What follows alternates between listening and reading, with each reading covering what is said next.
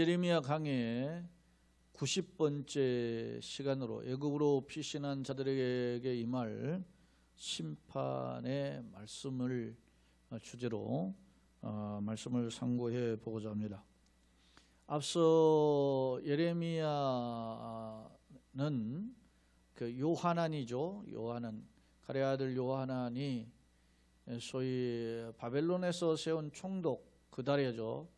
사반의 손자매 아히감의 아들인 그랴라를 죽이고, 그리고 암몬으로 일종의 투항한 거죠. 그렇게 가던 자들을 추격해서 끌려가던 예레미야를 비롯해서 사람들을 다시 구출해 내와요.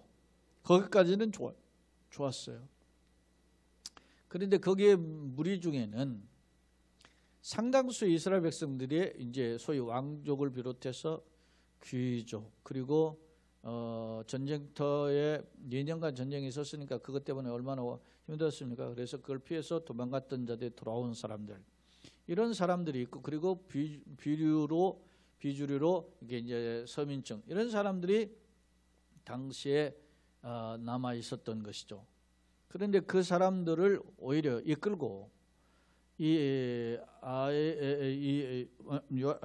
가레 아들 요하난이 어디로 갑니까? 애굽으로 떠나고자 했던 것입니다.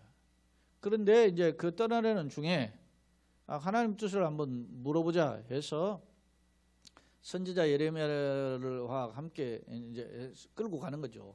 끌고 가다가 하나님의 뜻을 묻자 열흘 만에 하나님께서 예레미야를 통해서 말씀을 주셨는데, 너희는 그 말씀의 내용은 보니까 너희는 이 땅을 떠나지 말고 이 땅에 머물라. 이 땅에 머물면 내가 이 땅에서 너희들을 안전하게 지킬 뿐만 아니라 심지어는 바벨론으로 끌려간 백성들까지 돌아오게 할 것이다.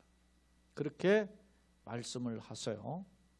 그러니까 그런 말씀에 대해서 예레미야가 선포를 한 내용이 42장에 기록되어 있는데, 그 내용을 듣고 어떤 반응을 보이느냐, 오늘 그 반응이 43장에 기록되어 있음을 알 수 있어요.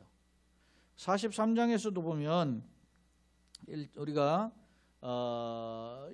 그들의 반응이에요. 어떻게 소위 말하면 요하난과 백성들이 반응했는가, 그 내용을 한번 살펴보고자 하는데, 먼저 영상으로 송출되는 30부분 함께 읽고 말씀을 살펴보고자 합니다. 하나님은 예레미야를 통해서 바벨론을 피해죠. 왜냐? 왜 바벨론을 피하겠어요? 바벨론 1차, 2차, 3차 뿌르가고 3차에 끌어갈 때는 완전히 예루살렘 멸망시키고 총독을 세워놨는데, 그 총독을 말이지 뭐 석 달 채 안 되죠. 만약에 이게 죽임이 당한 거예요. 테러를 당한 거죠. 그러니까 바벨론 입장에서는 자기가 세운 총독을 죽임을 당했으니까 굉장히 화가 나지 않겠습니까? 그래서 군사를 보내가지고 쳐들을 것이라는 이런 그런 두려움, 강박감이 있었던 거예요. 그래서 선지자 예레미야를 통해 하나님 뜻을 물었는데도 하나님 떠나지 말라고 했는데, 오히려 애굽으로 떠나는 요하난을 비롯해서 백성에게 야, 이 땅에 하나님이 잔류하란다, 떠나지 말아라, 그렇게 메시지를 하나님께서 예레미야를 통해 주셨어요. 예레미야가 그 말씀을 선포한 거죠. 그랬더니 그것을 어떻게 해요? 요하난의 일행은 이를 듣지 않고 애굽으로 떠났어요. 오늘 보면 7절에 같은 경우에 보면 애굽 땅에 들어가 다바네스에 이르렀다, 그렇게 나오거든요. 그러니까 하나님 말씀 무시하고 들어간 거예요. 그러면 이렇게 불순종한 자들을 하나님은 어떻게 하실까? 자, 본문 불순종한 자들은 물론 애굽 땅까지 심판을 피하지 못할 것임을 경고했다. 하나님은 이들에게, 이렇게 들어간 자들에게 거기서 경고해요. 그러니까 사실은 8절에도 보면 다바네스에서 여호와의 말씀 예레미야에게입니다. 이제 예레미야도 끌려간 거예요, 거기로. 자의로 간 사람도 있지만 타의로 끌려간 사람들도 있었다는 거예요. 근데 그 타의로 끌려간 사람 중에는 누구예요? 예레미야와 그 예레미야의 어떤 것을 때 일종의 비석격인 서기인 바룩까지도 같이 다 끌려갔음을 알 수 있어요. 근데 그곳에서 하나님이 이제 이 애굽 땅에 피신한 사람들은 물론, 그리고 애굽 땅 이 자체까지도 하나님이 심판하실 것임을 경고하고 있음을 알 수 있어요. 그 내용을 우리가 말씀을 통해서 한번 살펴보고자 합니다. 먼저 성경 말씀을 한번 들여다보겠습니다. 1절 예레미야가 모든 백성에게 그들의 하나님 여호와의 말씀 곧 그들의 하나님 여호와께서 자기를 보내사 그들에게 이르신 모든 말씀을 말하기를 마치니 떠나지 말라는 거죠. 떠나지 말고 만약에 떠나면 너희가 칼을 피해가지고 전쟁을 피한 거죠. 보복을 피한 거죠. 그런데 피해서 애굽 땅으로 갔는데 거기에 칼이 미친다. 전쟁이 미친다. 그 다음에 기근 굶주림이 미친다. 그리고 전염병을 통해서 너희를 하나님이 징계하실 것이다. 그렇게 경고했어요. 자, 그 말을 마치니 호세의 아들 아사랴와 가레아의 아들 요하난, 이 사람들이 일종의 지도자들이에요. 그 대표적인 사람이 요하난이죠. 그리고 그 오만한 자라고 표현했어요. 그냥 하나님 말씀을 듣기를 거부하니까 오만한 자죠. 그 자들이 예레미야에게 말하기를 네가 거짓을 말하는도다. 예? 소위 말하면 야 거짓말하지 마. 속된 말로 후라이 트지 마라 말이 이런 말을 한 거죠. 그러면서 우리 하나님 여호와께서는 너에게 애굽에서 살려고 그리로 가지 말라고 너를 보내 말하게 하지 아니하였다. 하나님 너를 보내서 그런 말씀하신 적이 없어. 이렇게 요하난을 비롯한 지도자들이 애굽으로 가지 말라고 만류하는 선지자 예레미야의 선포를 듣지 않았던 거예요. 오히려 3절 이는 네리야의 아들 바룩이, 네리야의 아들 바룩이 일종의 예레미야의 비석격이 있잖아요. 그래서 받아 적고 두루마리를 받아 적고 그래가지고 기록해서 전달해 줬던 그런 사람이 바룩이 그런 역할을 했었는데, 바룩이 너를 부추겨가지고 일종의 꼬드긴 거죠. 우리를 대적하여 갈대아 사람의 손에 넘겨 죽이며 바벨론으로 붙잡아가게 하려 합니다. 바룩이 널 충동질을 해가지고서나 말이야 하나님 뜻도 아닌 말을 이렇게 선포해가지고 결국 여기에서 남게 만들어가지고 우리를 바벨론에 다 붙잡아가게 만들려고 하는 어떤 수작 아니냐, 그런 표현을 하고 있는 것입니다. 여러분 그런 일이 있어요?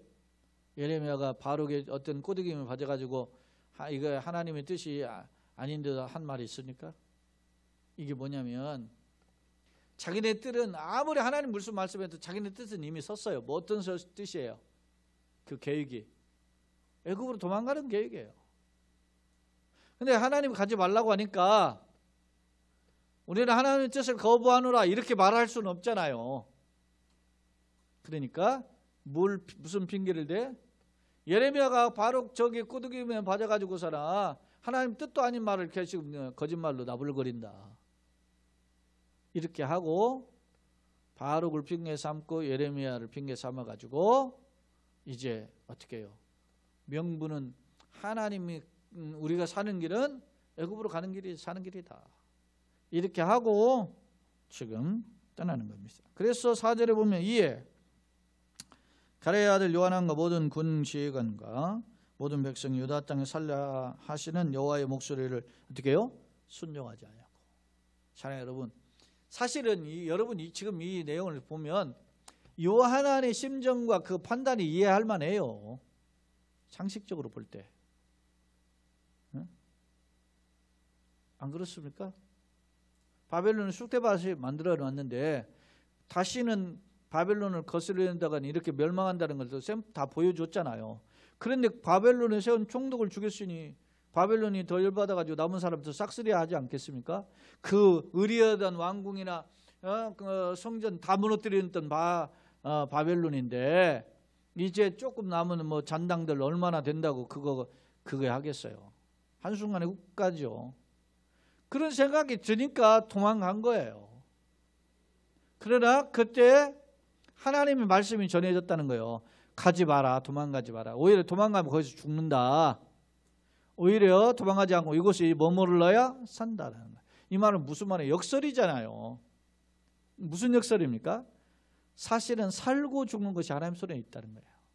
하나님은 생사화복의 주인이라는 거예요. 너희가 인간의 머리를 굴리고 계산기를 투기는 삶을 쫓지 말고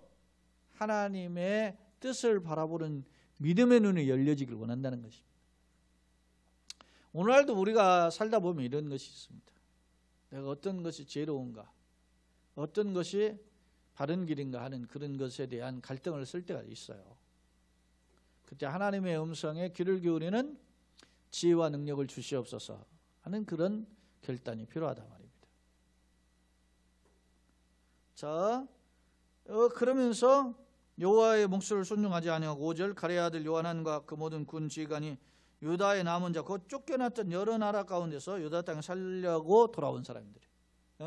지금 바벨론이 시드기야 왕 9년 차에 서러워가지고 11년에 망하고 끌어갔잖아요. 다 시드기야 왕은 두 눈 뽑아버리고 쇠사슬로 묶고 끌고 갔어요. 질질질. 그런 전쟁통에서 어떻게 했어요? 사람들이 살기 위해서 막 이리저리 피신했던 사람들이 있었다는 겁니다. 그러니까 바벨론이 떠나고 나니까 이제는 살 수 있을라나 하고 다시 예루살렘으로 돌아온 사람들이라고, 유다 땅으로.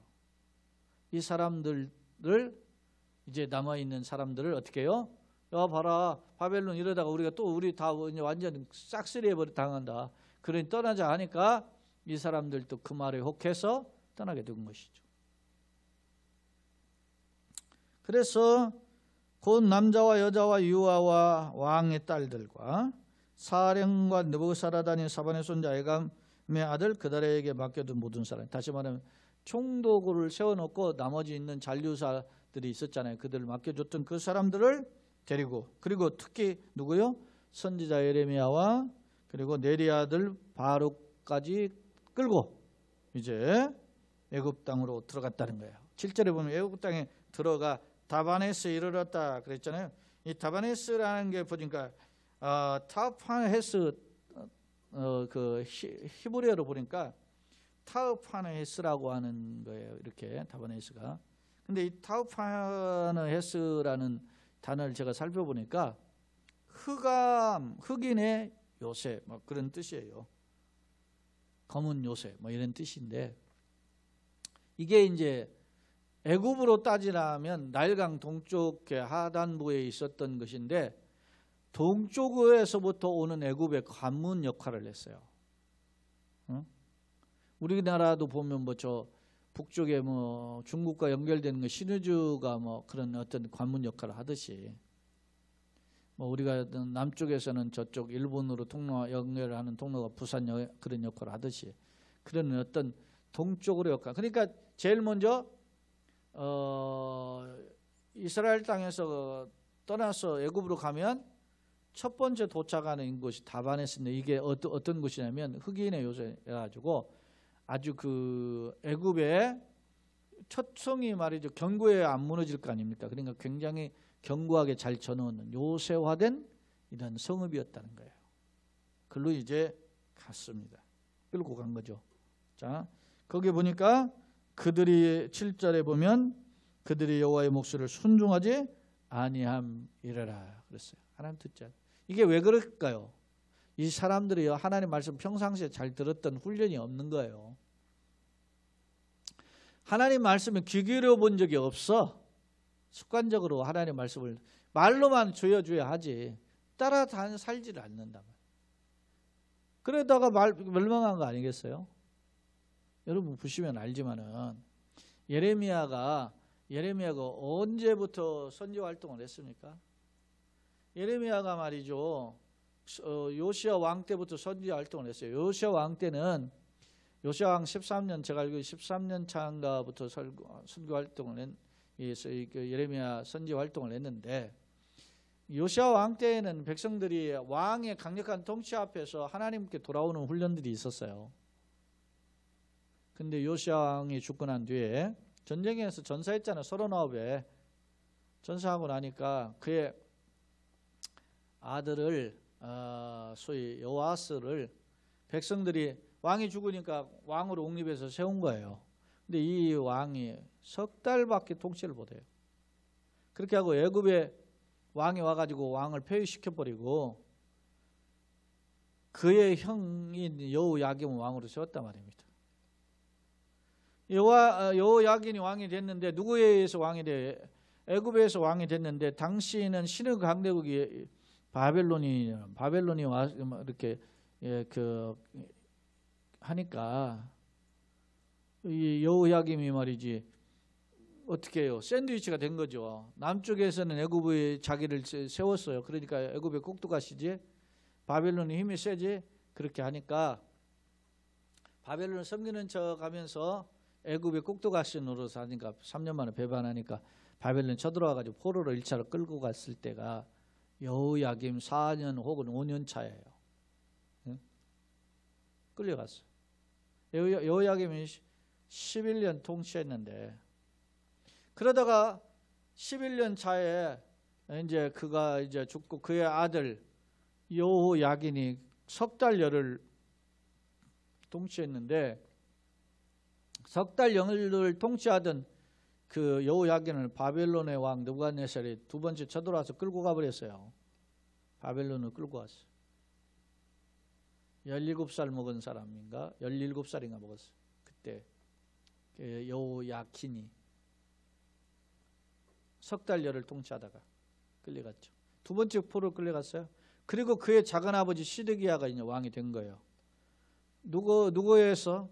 바벨론에서 왕이 됐는데, 시드기야가 바벨론을 섬기질 않고 또 누구를 섬겨? 여전히 계속 애굽을 섬기는 거야.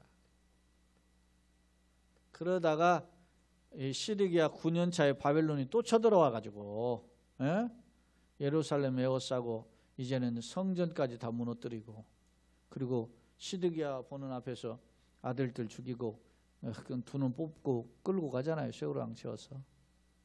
이런 일들이 있었단 말입니다. 그러니까 그동안 누가 선지 활동을 했어요? 요시야 왕 때부터. 요시야 왕 그래서 선한 왕이잖아요.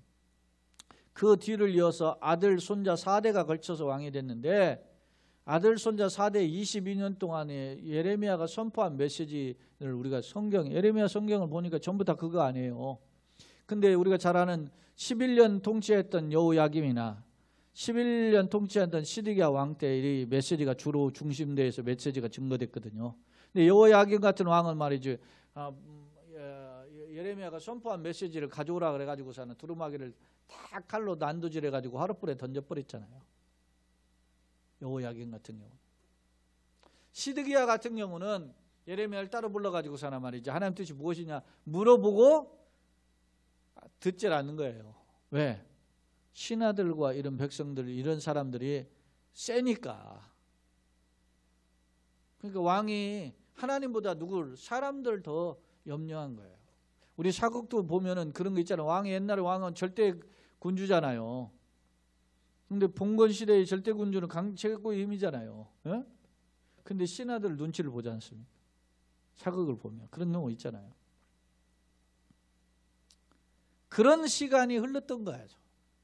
그러니까 이게 요한안과 백성들이 끌고 가면서 다른 백성들, 야 우리 선지자 말 듣자 이렇게 했으면 혹 모르는데 그러지도 않았음을 알 수 있어요. 요한안과 다른 군대 장관들과 백성들이 그게 뭐 뜻이 옳겠다 하고 가는 거예요. 앞서 제가 이야기했잖아요. 왜냐, 그게 상식적으로 보이니까, 그게 합리적으로 보이니까. 그러니까 하나님의 말씀을 순종하지 않고 이제 애굽 땅으로 갔습니다. 자, 애굽 땅으로 가니까 오늘 이제 43장의 두 번째 큰 단락인데요. 8절에 보면 간 땅이 다바네스잖아요. 요새화된 이 땅에 가니까 하나님의 말씀이 이제 예레미야도 뭐 거기에 이제 끌려간 거죠. 끌려갔던 예레미야에게 말씀이 임해요. 제가 준비한 설교문 안에는 그런 걸 했는데, 당시 소위 예레미야가 어떤 형편이었는가 하니까 학자들의 견해마다 조금씩 다르긴 한데, 아마 예루살렘이 멸망하고 멸망한 지 애굽으로 다바네스에 끌려간 지가 약 한 1년 정도 되던 기간이라고 봐요. 앞서 석 달 만에 그다레가 죽었잖아요. 그러면서 시간이 좀 흘려가지고 여러 달 이제 흘러간 것 같아요. 오늘 이 8절 정도 주어질 때는. 근데 거기에서 예레미야에게 하나님께서 말씀이 임한 거예요. 이제 유명한 초대교부의 4대 교부라고 하는 알려진 분이 이제 제롬인데, 영어로 우리는 제롬이라고 하고, 소위 라틴어로는 뭡니까 그 히에로니무스라고 그러는데 히에로니무스라는 게 히어로가 영웅 그런 뜻이잖아요. 그러니까 히에로니무스가 신성한 사람 그런 뜻을 가지고 있는 게 이제 제롬이라는 교부인데 그 제롬이라는 교부의 그 기록에 의하면 예레미야가 이곳에서 죽었다 그래요. 애굽의 다바네스에서. 참 그러니까 바벨론에 멸망했을 때 쳐들어왔을 때 이스라엘 다 했을 때 어떻게 했습니까? 도망가던 놈들이 애굽으로 도망갔었잖아요. 근데 그걸 추격해 가지고 다시 잡아왔는데 그거 보고 알고 보니까 거기 누가 있어요? 예레미야가 있는 거예요. 그러니까 바벨론의 왕이 사령관 느부사라단을 통해서 예레미야가 선택을 하래요. 너가 원하는 대로 우리가 너를 선대하겠다. 우리와 같이 바벨론에 가서 살고자 하면 바벨론에서 너를 선대할 것이고 네가 이곳에 남고자 하면 남게 해주겠다. 그랬어요. 그래서 예레미야가 남은 거 아니에요. 응?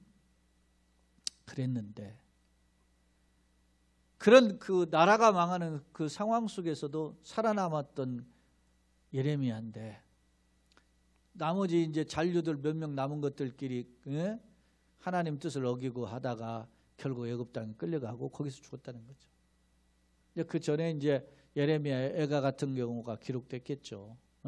나라가 망했을 때 슬퍼 탄식하면서 통곡했던 예레미야의 눈물의 그 노래가 예레미야 애가 아니겠습니까?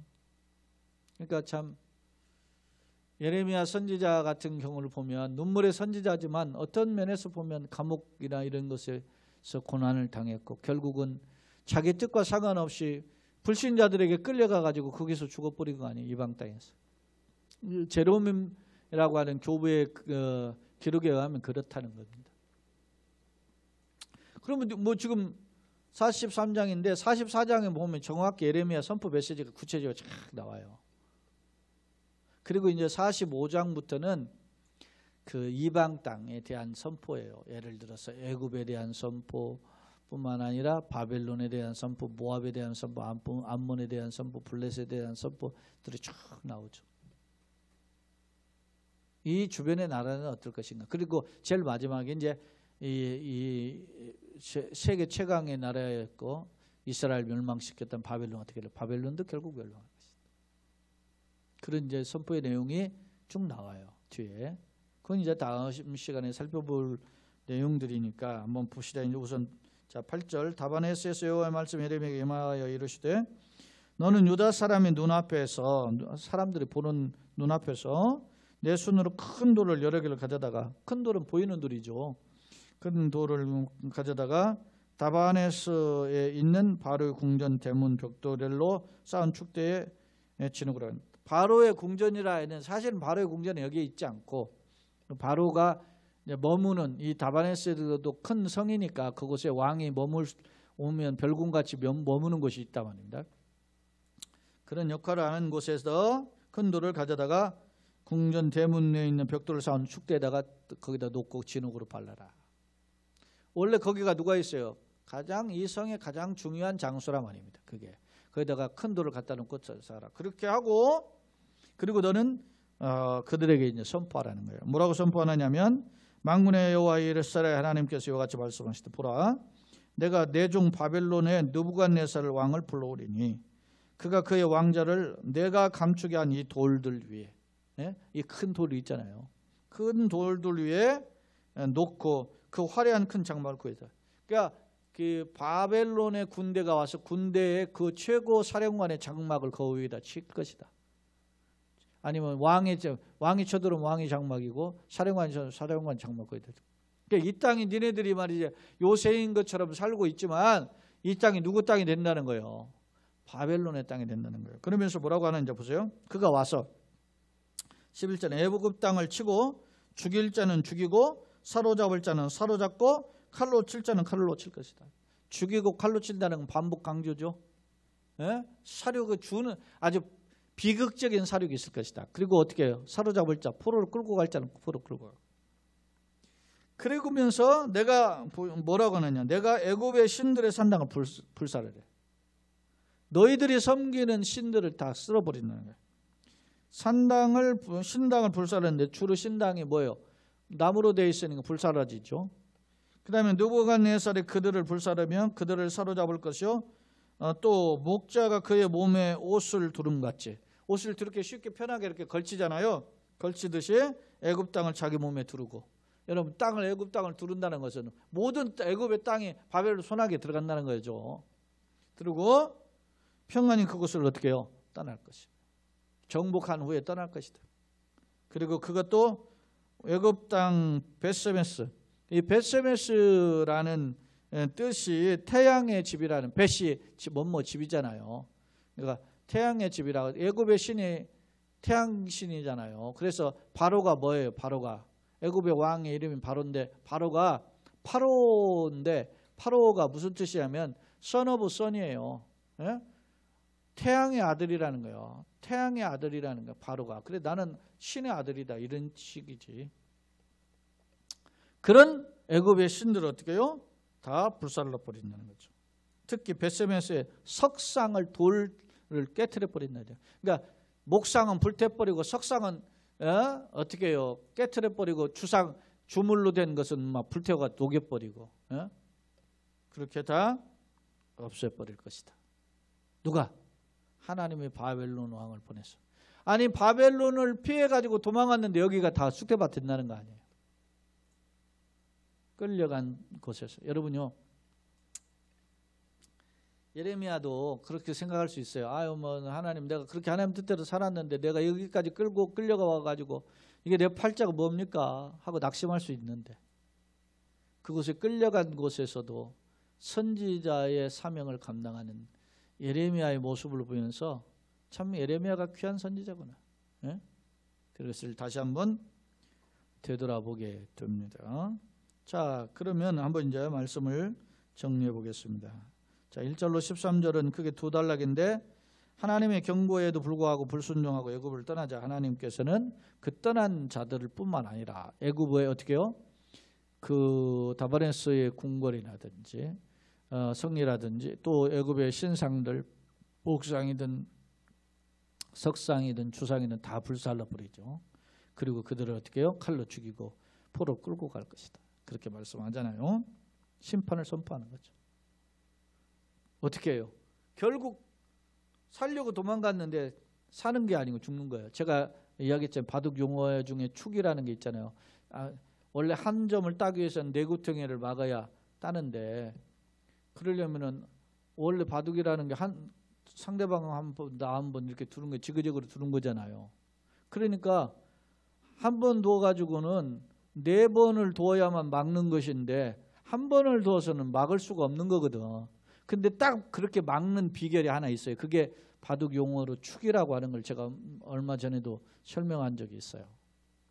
계속 한 수면 죽는다는 걸 몰아가. 그래서 결국은 다 죽어요.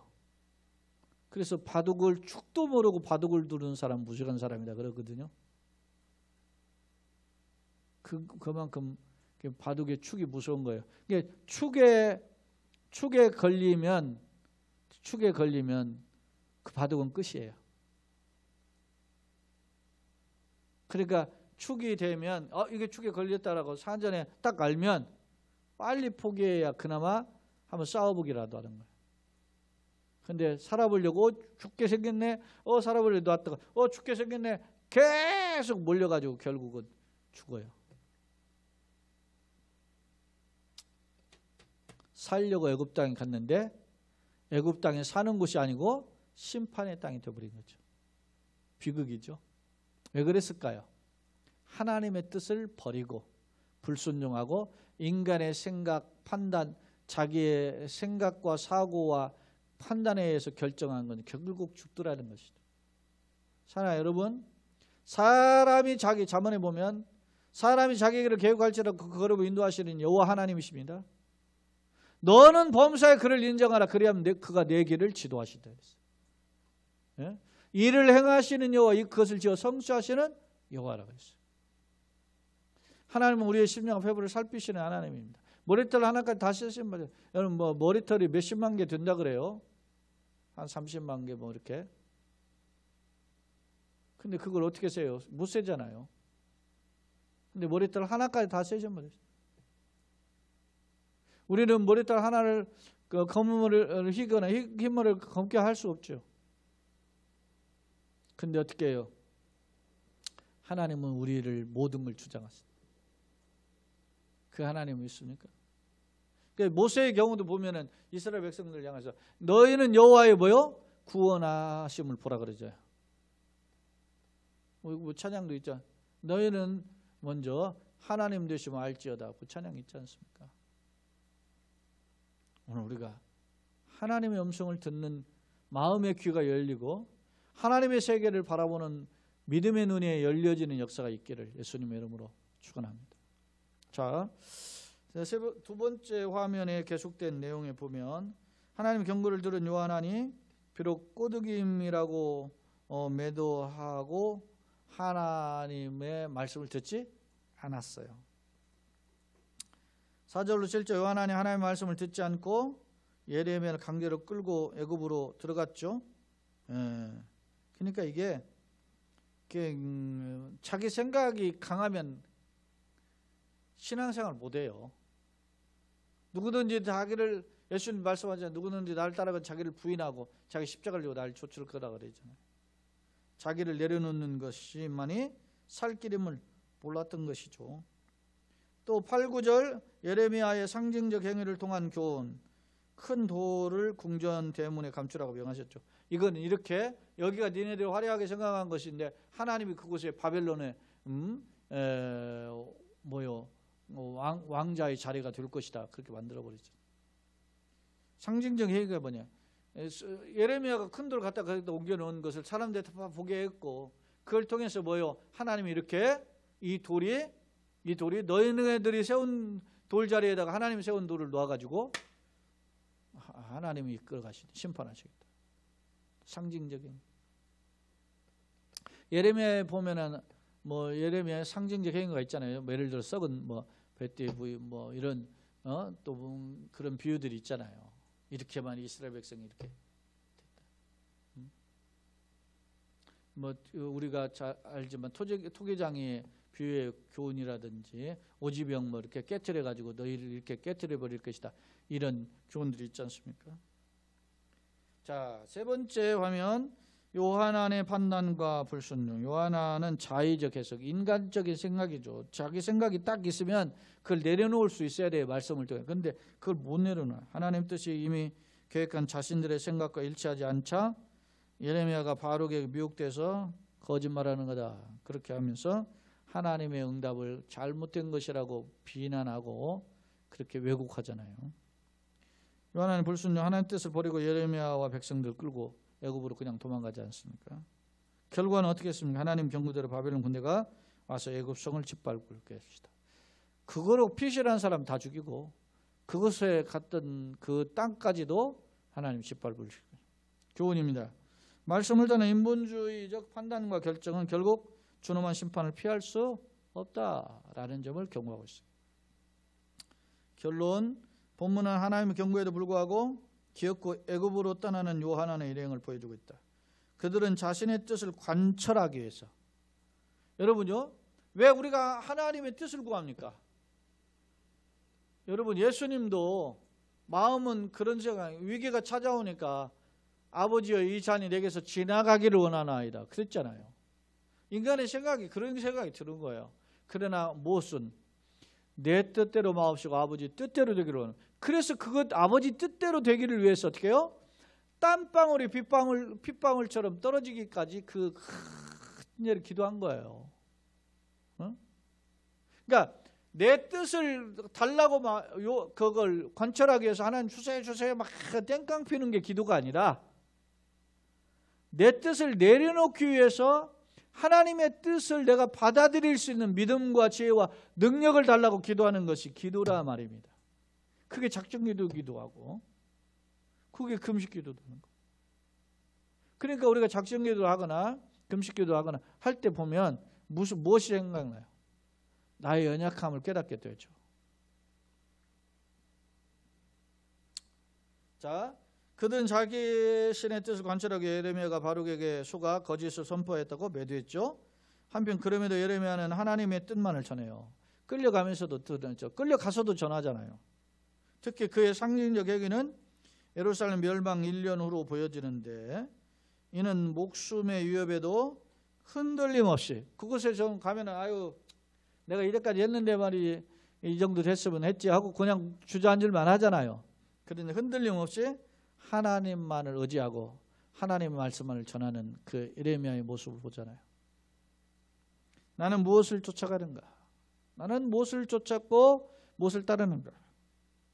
인본주의적인 목소리가 대세인 요즘 뭐 목소리 큰 놈이 장땡이라고 자기 뭐 교회에서도 말이야 돈 헌금 좀 하면 목소리가 크고 교회에서 또 뭐 직분이라고 하면은 자기가 제일이고 이런 그런 시대에 약속을 붙잡고 당당하게 걸어가는 믿음 안에서 걸어가는 거죠. 걸어가는 주님이 주신 지혜와 능력이 붙들리는 복된 걸음 승리하는 걸음 되기를 예수님의 이름으로 축원합니다. 아멘.